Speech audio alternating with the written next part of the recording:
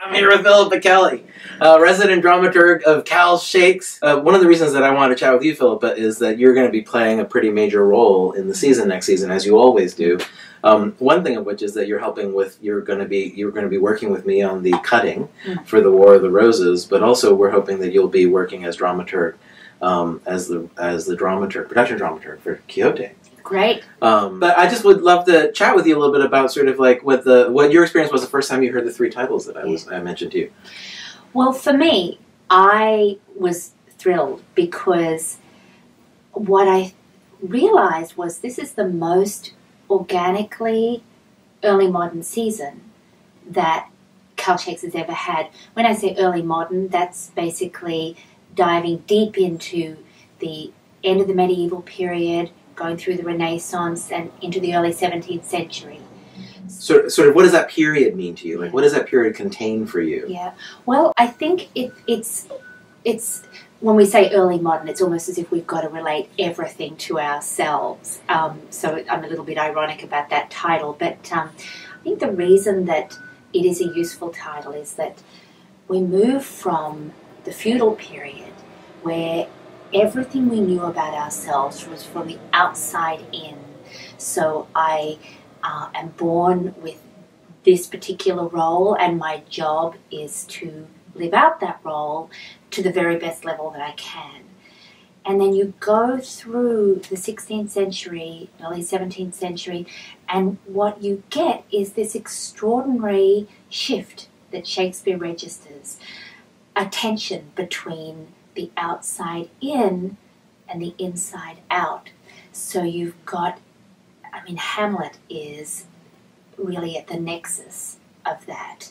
But I think all of these three works that we're doing have a really pivotal connection to that tension. I think it's great to talk about the three plays in relation to each other, because it's definitely one of the reasons why I think I was so excited when we came upon these three titles. They sort of clicked together for me.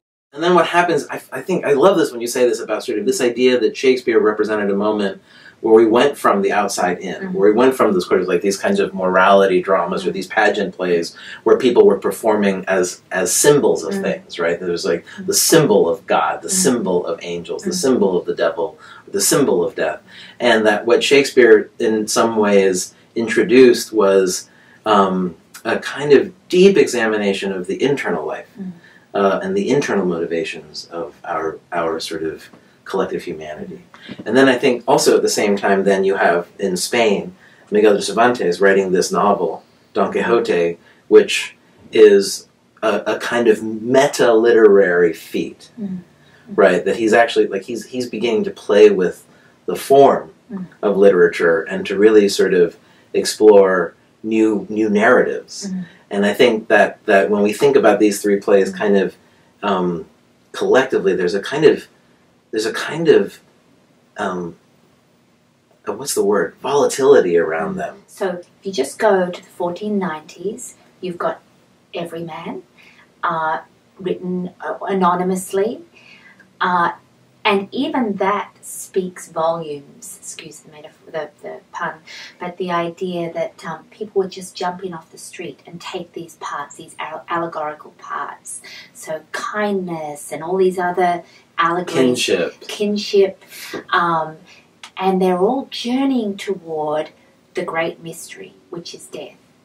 And so I love the idea that Brandon has taken this idea of the great mystery and this idea of the sort of the volatility of every single performance. You didn't know who was going to be in it. You didn't know who was going to be kinship, kindness, love.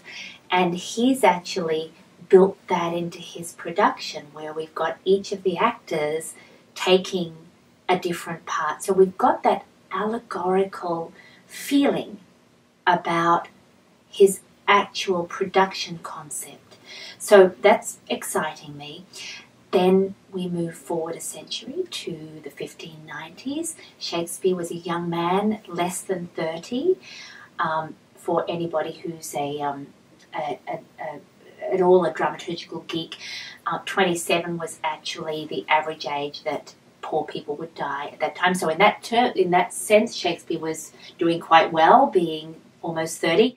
The tetralogy of Henry VI, Part 1, 2, 3, they're not necessarily written in that order, but culminating in Richard III, and this wonderful question of what makes a leader. We look at Henry, he's been made king as an infant, and he never really knows how to be a leader.